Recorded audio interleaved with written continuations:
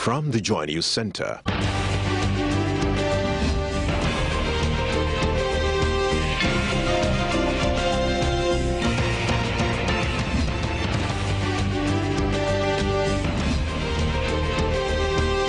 This is News at 8.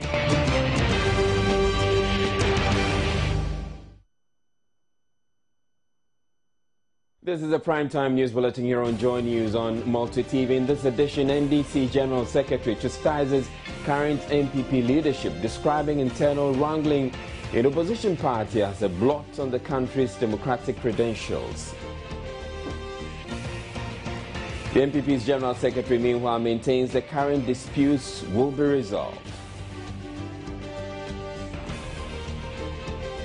Members of Ghana Union of Traders Association closed shops to force government to address their concerns, especially depreciating cedi.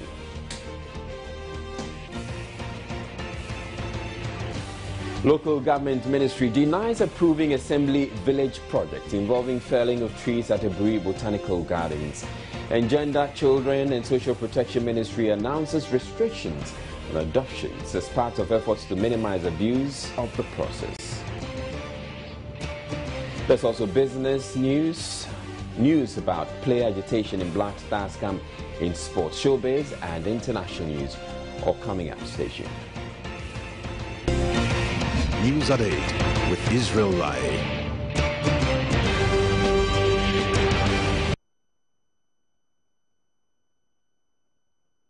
Our very first story, the General Secretary of the ruling NDC, Asiedun Ketia, has condemned recent developments in the New Patriotic Party, he says, are a blot on the country's democracy.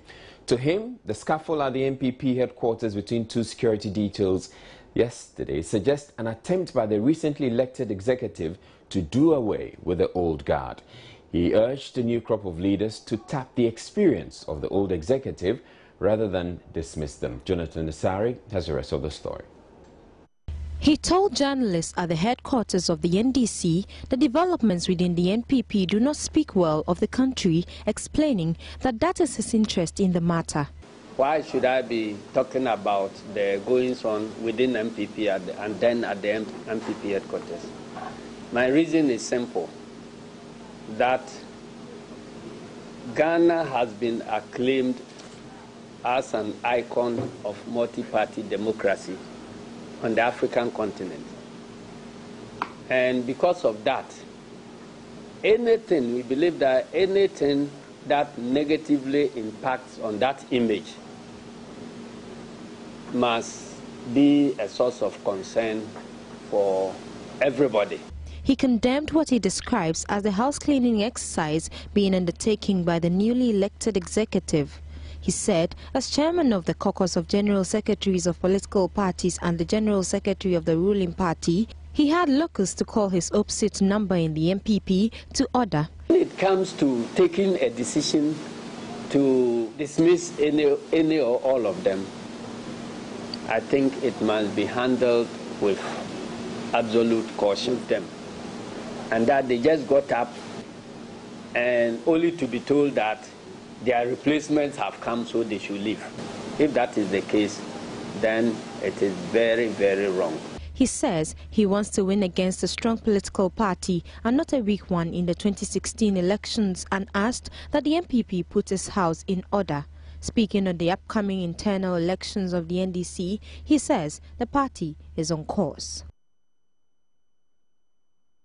Well, General Secretary of the New Patriotic Party, Kwabena Agyapong, has dismissed claims Monday's scuffle involving security operatives at the party headquarters suggests chaos in the party. He also describes as untrue allegations that he has created divisions in the party to further his parochial interest.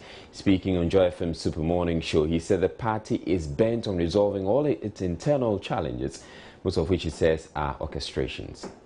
Sometimes when you see the opposition papers especially trying to drive a wedge, there's somehow a suspicion is being created that some of us in the national executive have an agenda to work against a particular candidate. It is not true. I want to be very categorical. As a General Secretary, you know here, Kojo, that I'll be proud to say that I've been able to work hard and made a significant contribution to take the party to power. That will be on my CV.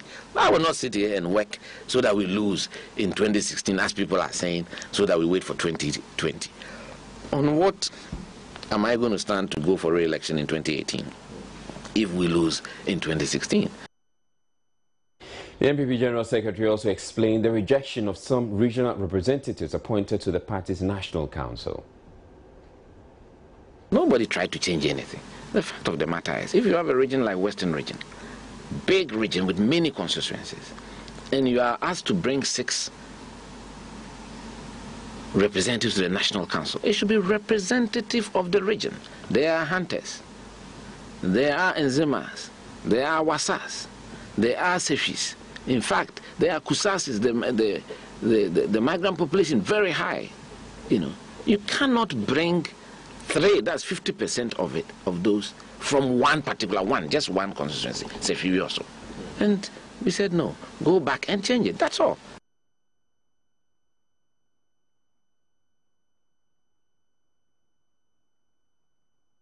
A handful of residents of Ajay Kojo in the Tema West constituency, whose homes were demolished by the Tema Development Corporation over 5 months ago, say they will continue to stay put despite reports of compensation offers to get them to leave. Some of the residents are said to have been offered 2,000 Ghana cedis to relocate, an offer which appears to have been largely rejected. Though the number of affected families have declined considerably, the few remaining insist they would rather the court pronounced on their case. For more than 5 months since their homes were demolished, the residents have continued to live on the land, even in the face of continuous harassment by unidentified security men. But I wonder why security apparatus comes in for a tent that have been provided by NADMO. I don't know the interest that they have in the tent. No one has come to you to give you any money of that sort? They can't come to my house. Why? In the sense that as a citizen of this nation, the action of the TDC and his alliances seems to be barbaric. So I'm not expecting any of them, not until the court or the final judgment comes out. Before, if anyone gives me something, I can take it. Are you ready to accept any form of compensation? No. Absolutely no. So we are not living here today, tomorrow. A form of compensation, you see, money does everything. But they must calculate the damage cost before they compensate. Others, although disappointed by the actions of the national security, hoped government will fast-track its investigations.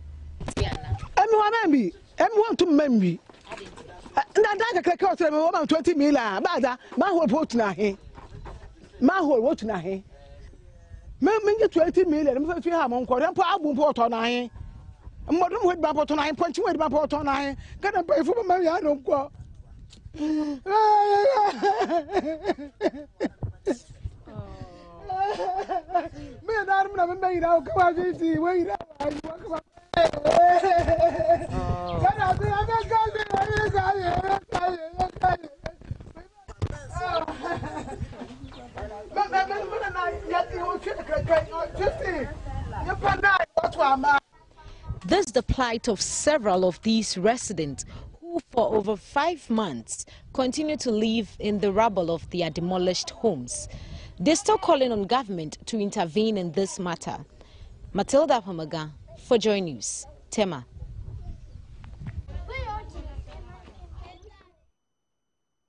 The Ministry for Gender, Children and Social Protection says all foster parents seeking to adopt children will now have to initiate the process in Accra. This is to ensure better monitoring of the process. The Minister Nanoye Letha, who issued the directive at Tuesday's Meet the Press series, explains it is aimed at reducing to the barest minimum instances where such children are exploited and or abused. The objective is not to prevent people from adopting, but to protect children. We acknowledge the fact that because of poverty, in certain instances, children are vulnerable. They cannot really speak. Their parents may give them up because the parents feel that there are greener pastures on the other side of town, or the fact that they have a better future. So when you review the data, the Department of Social Welfare collected data on the numbers of children being adopted. When I saw it last year, it was about 1,200 or 1,300. And approximately 800 of these children had been taken out of Ghana and adopted by foreigners or Ghanaians living outside. Social welfare has offices throughout every district of Ghana. So we'll still be working at the local government level, at the district level, and the regional level. We also have regional directors for social welfare, but it will be one authority that will actually issue. Now, every district officer can issue documentation, go to a district court, and get an adoption. So we are not able to monitor the processes. And we also need to fine-tune who is a child that can be adopted and sent out of this country. She made this known at a Meet the Press series Tuesday afternoon, where she seized the opportunity to highlight some of the successes chalked by the ministry over the years. The minister informed the press her ministry, amongst others, have put in place a national aged policy which is meant to make life comfortable for the aged. We are initiating a policy to implement free public transport. In fact, that already exists under the Ministry of Transport. What we are doing to add on is to come up with what we call the Senior Citizens Card. This card will be given to everybody who is aged over 65 years in Ghana. So then when you want to mount or use the metro bus, you would climb free of charge. You will not be charged. We are engaging with GPRTU and the private transport sector so that they give priority access to the elderly. Her ministry, she adds, has also undertaken fistula repairs for 68 women from the Upper West, Upper East, Brong-Ahafo, Volta and Central regions. He has, under its corporate policies, granted scholarships to 668 girls for the 2011 and 2012 academic year. The Ministry for Gender, Children and Social Protection, she intimates, will continue to protect the rights of children and the society, especially the vulnerable.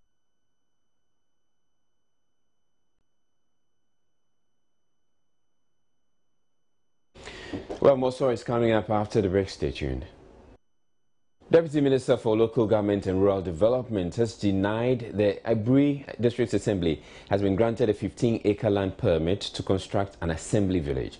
This was in his reaction to questions on the floor of Parliament about the felling of trees at the Aburi Botanical Gardens.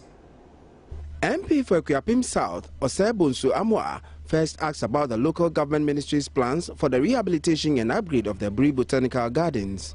Deputy Local Government and Rural Development Minister Emmanuel Kwajo, in his response, indicated the ministry had already drafted a cabinet memo which, when approved, will manage all parks in the country. Asare then asked a supplementary question as to whether the ministry was aware of a 15-acre land contract which had been awarded the Akuapem South District Assembly to construct an assembly village. I want to find out from the Deputy Minister whether he is aware or whether in their scheme of things the Assembly has been granted 15 acres of land to build assembly village as provided in address by the district chief executive to the assembly on 14th May. That 15 acres have been granted to the assembly to build a district assembly village in the gardens. I'm not aware of the 15 acres that have been granted. However, if the House demands, I'll cross-check with the ministry and furnish the information back to Parliament. Assembly on 13th May 2014, which contains the statement that 15 acres has been granted to the Assembly, and indeed the President was supposed to cut a sword after the contract has been awarded for the construction of the Assembly. This is the session address. I want to table it. That I, being a member of GLOBE, an international society organization charged to and responsible for protecting the climate and sustaining sustainable growth. Why 15 acres? 15 acres of such a biodiverse area that has a World Heritage Site will be chopped for an assembly village. And what is the meaning of an assembly village? All what I want to say is that if 15 acres are being chopped, as citizens of this country, I must be concerned. But I want to re-echo what I said earlier, that I'm not aware of 15 acres being chopped, and therefore I'll have to go and cross-check to furnish the House with that information. The Deputy Minister who stood in for the substantive minister also answered questions on the status of the school feeding program in the Ofinsu South District. Still in Parliament, the House has paid tribute to the late Amir and missionary in charge of the Ahmadiyya Muslim Mission, Maulvi Dr. Wahab Adam. Maulvi Dr. Wahab Adam passed on Sunday. Still in Parliament, the House has paid tribute to the late Amir and missionary in charge of the Ahmadiyya Muslim Mission, Dr. Maulvi Wahab Adam. Dr. Maulvi Wahab Adam passed on Sunday, June 22, at the Kolubi Teaching Hospital in Accra and is expected to be buried Wednesday, June 25. President John Mahama has agreed to a request by the chiefs and people of Adidome to transform the town's farm institute into an agricultural institute. The president was addressing the people at a Durbar held in his honor over the weekend. President Mahama made a stopover at the town as part of his road network tour of the Volta region. Despite their gratitude for the water project being undertaken in the area, Dufie of Adidome, Togbi Kwasinyi Ajimai IV, raised concerns about early childhood educational facilities in the area. Your Excellency, I would like to inform you that through community efforts, Adidome already has a 6-classroom block for educational development purposes. We need the support and assistance from the Ministry of Education in the establishment of vocational and technical training institution for the district.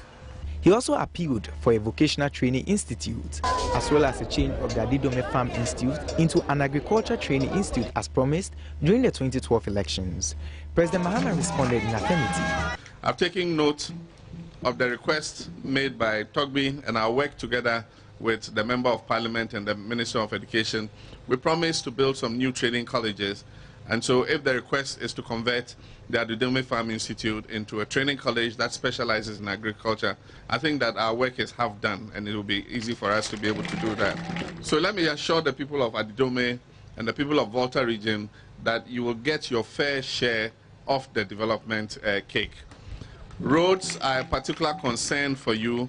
We had captured most of the roads in the Eastern Corridor Multimodal project under the CDB facility. Unfortunately, because of the slow disbursement of the CDB facility, these roads have not taken off yet. I'm traveling to China in August and I'm meeting the Chinese president, and all the issues associated with the CDB loan facility will be all ironed out. And I know that one of the important roads that we're going to do is the Adidome Volu Drapon Road. I assure you that we will do work. He assured them of constant supervision to complete the Adidome Road to ease the inconvenience the people have been subjected to. He said, despite economic challenges being experienced in the country, all development projects will be carried through and the Volta region will get a share. The president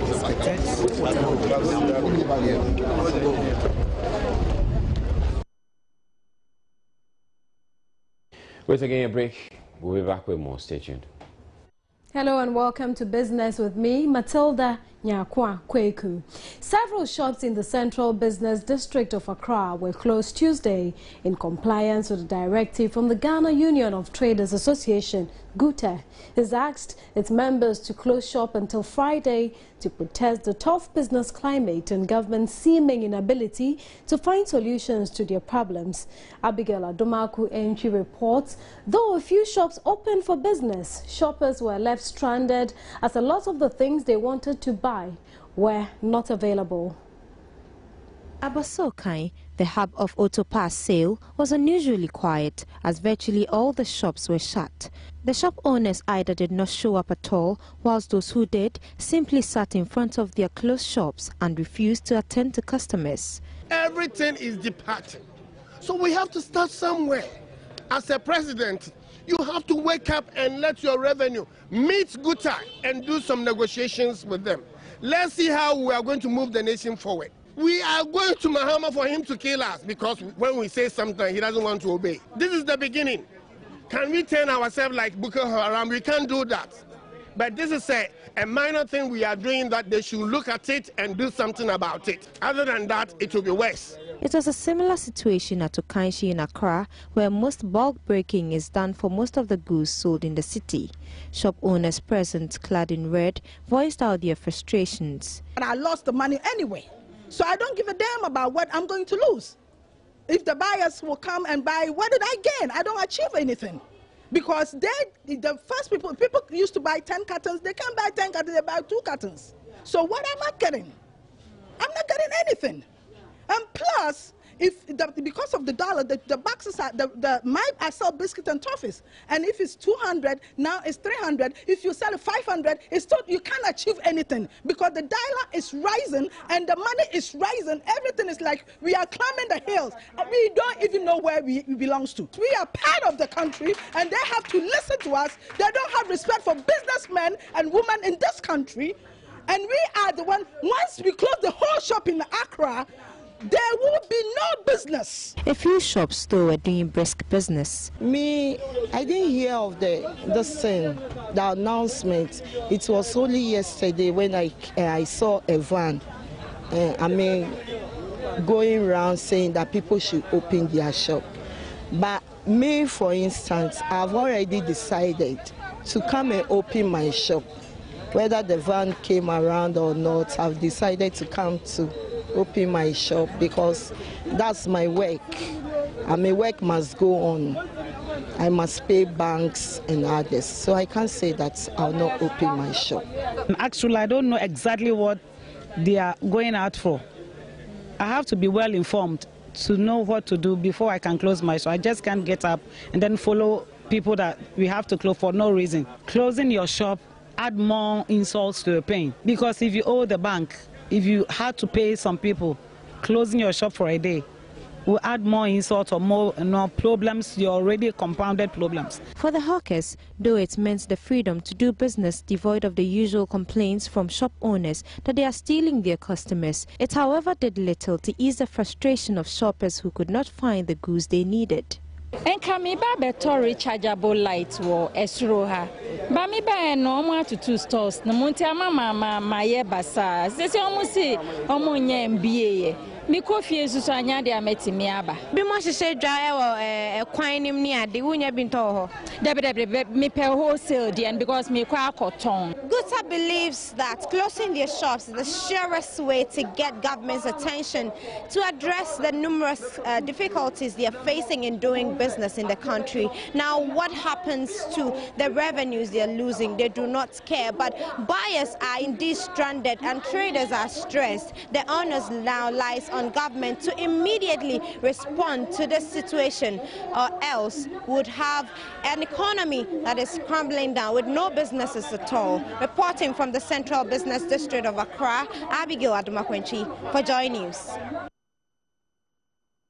Investment inflows into Ghana and 2 other countries in West Africa have remained stable over the last 3 years, despite a 14% decline in the sub-region. Despite the performance, however, Ghana's manufacturing and mining sector saw a reduction in investment. Gabon and Cote d'Ivoire, according to the United Nations Conference on Trade and Development World Investment Report 2014, were the 2 other countries which enjoyed FDI stability. The United Nations Conference on Trade and Development, focused on equipping countries in contract negotiation, launched the World Investment Report 2014 today in Accra. Business strategist and lecturer at the Ghana Institute of Management and Public Administration, Philip Kobner, said government needs to channel more resources into creating better conditions that would continue to attract investors. Assuming that we had, let's say, petrochemical engineers and all of that in our country, I'm sure it will be a bargaining chip in talking to Tellu, Cosmos, and all of these mining oil companies coming to work in our oil sector. So my suggestion is that so that you will be able to get the maximum benefits from the foreign direct investment or investors who come into our country, we should also have the initial conditions present. Our educational system should be geared towards the resources that we have and then the dynamics of industry. And then our system should also be willing to adapt to whatever foreign direct investors come into our country. Then and only then can we minimize the cost that is forced on us and also to increase the benefits. He asked government to engage in counterpart funding to exercise a level of control during contract execution with investors and called for the passage of the municipal finance law to minimize the strain on government's budget. The extent to which we would have control depends on how ready we are for the investment that we attract into our country. So, if we say that we should have control, then I think that now we're throwing the ball into the court of, let's say, our investment promotion centers or our governments, to the extent where they fashion out regulations. One which comes off the top of my mind is counterpart funding. Because you have a certain element of counterpart funding in there, that means that you also contribute to whatever investment that has been done. But assuming that it's 100%, and I would think that if you ask me, if I were in Ministry of Trade or if I were part of the policymaker, it is 100% funding entirely is something that I will frown upon. Because really, the moment you put your 100% funding in a certain project, what kind of control do you have? In fact, you don't even decide who has to, who you need to employ and who not to employ. But to come up with contracts that, even if we didn't put a dime, we will be able to have some element of control. Because control also comes with supervision.Maybe because they put their money, you allow them to work. But if you have this kind of technical assistance from some of these organizations, and our countries also make effort, of course we know that we don't have, a lot of resources, but make some element of counterpart funding, 5%, 10%, or even 1%, it gives us a foot in the door, or even in the boardroom, for us to also contribute to the decision. He also advised government to train the necessary human capital to benefit fully from FDI inflows. Business with me, Matilda Nyakwa Kweku.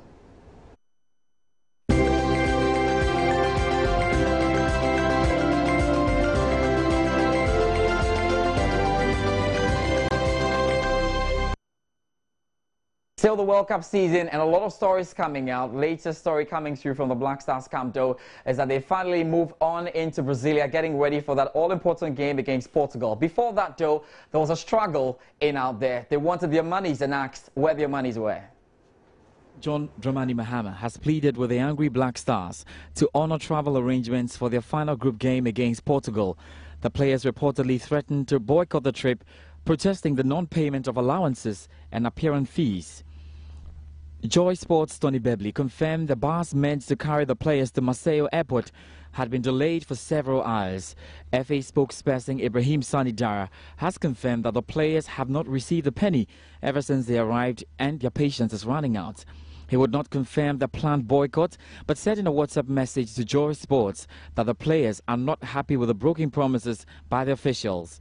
The players were supposed to have trained on Tuesday morning, but did not turn up for training in the protests over the delays and payments of the appearance fees. The players were promised an appearance fee of $75,000 each for qualifying for the Mundial in Brazil. The amount was to be taken from monies FIFA paid Ghana for qualifying for the World Cup. Almost 2 weeks into the tournament, the players have not received the appearance fees, contrary to promises made to them. On Tuesday, they vowed not to travel to Brasilia for the game against Portugal if the appearance fees were not paid them. The situation was so volatile, President John Mahama had to intervene. The president is said to have promised that the amount will be paid by the close of the day. According to Tony Bebley, who is with the team in Brazil, John Mahama spoke to the players via the phone of FA Chairman Kwesi Nyantakyi. It remains to be seen if the players would yield to the president's appeal. Ghana will play Portugal in a must-win final Group G encounter with a hope of qualifying for the 1/16th stage of the competition if the results in the US-Germany game is favorable. We still stay with the Black Stars, and FA President Kwesi Nyantakyi has been reacting to all those allegations of match fixing. He says that his outfit has decided what to do, and he's been outlining that to Joy Sports. A number of steps have already been taken, and there are future steps that will also be taken.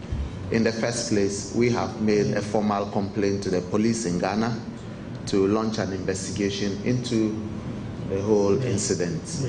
We have also reported the incident to FIFA and CAF. We have also sent a response to Channel 4 and the Daily Telegraph newspaper, who are responsible for what is going on. It's unfortunate that the Daily Telegraph's publication of the matter did not give a fair and adequate coverage to our response.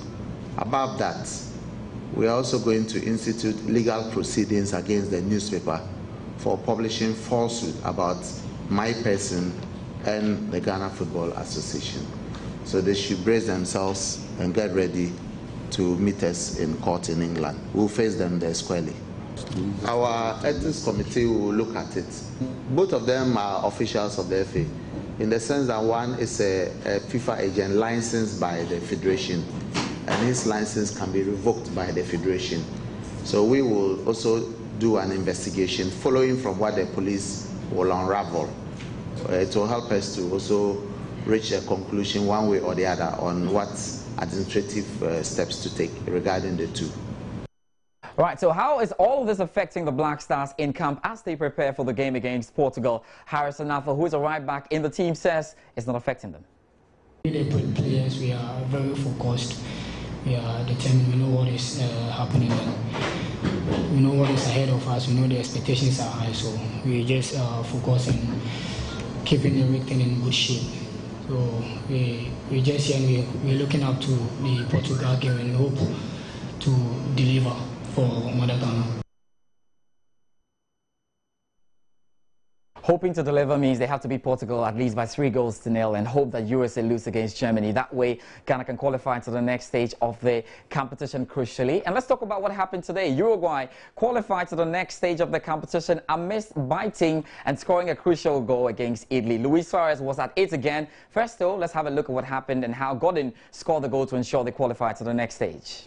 Right, so Uruguay won all right, but that's half of the story. In fact, the other half of the story, which we haven't told you yet, and which is why we're standing here, has to do with the bite. The bite. Luis Suarez has been at it again. I don't know what's about this. Maybe at this point I have to say he's probably possessed, maybe slightly. I know it's a bit harsh, but I don't know how he gets himself into that. Coming into the World Cup, you have a look at that. Coming into the World Cup, Luis Suarez says he wants to be a changed man. He doesn't want to grab the headlines. But I'm sorry, he's already grabbed the headlines in biting it. Look at what happened. What he did the last time out when he was in there.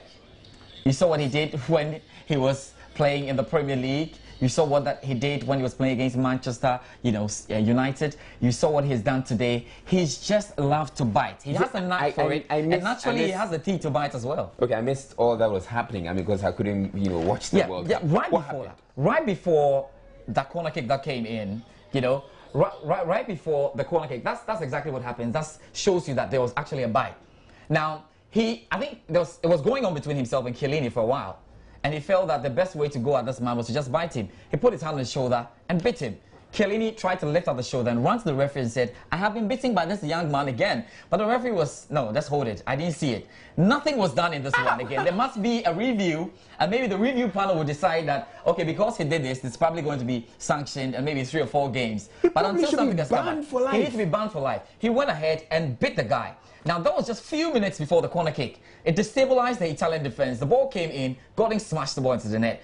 You know what he did to Ghana to get his team into the semi-finals? Today, once again, his sacrifice by biting Chiellini crucially to destabilize the Italian defense and move into the next stage of the competition.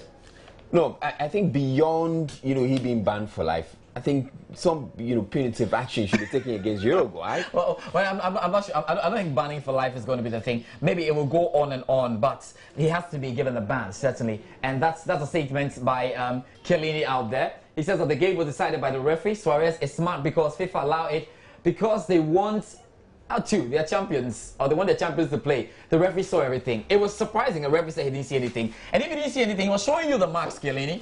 Kielini was telling you that there. And there's a fourth linesman also standing right behind it who can see the action, and they all decide to go on. In that photo, I mean, I'm trying to imagine, what was he? Is he trying to pick his He's trying to, you know what? Initially, he was trying to feign it, so the referee would also think that maybe Kielini smashed him with the shoulder. So the referee would think that it was just a clash of a shoulder and the teeth. But at this point, if you look at it, look as if he's taking the flesh. Sorry if you're eating on the point. He's taking the flesh out of his teeth. This is a vampire, and certainly the man knows how to bite as well. He knows how to score the goals on the other hand, but knows how to bite.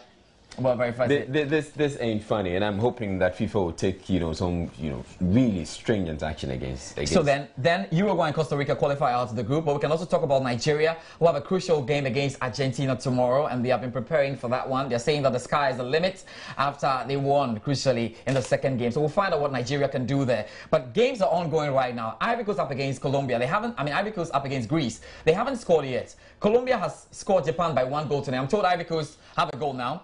Ivory Coast are down by a goal. So it means that Ivory Coast, as we speak, are on the way out of this competition because they have 3 points and the Greeks now have 4 points. So that's what it's looking like right now.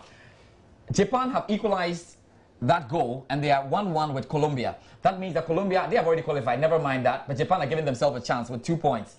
But with that result right now between Greece and Ivory Coast, Greece leading Ivory Coast by 1 goal means that Greece are going through and Ivory Coast are out at the moment. They need to equalize in the least. It's not sounding well, and they've looked quite lethargic today. They have all the stars on, but they have not been playing like we expect them to play, surely, certainly. All right. Thank you very much, George Addo Jr. with the sports. Thanks.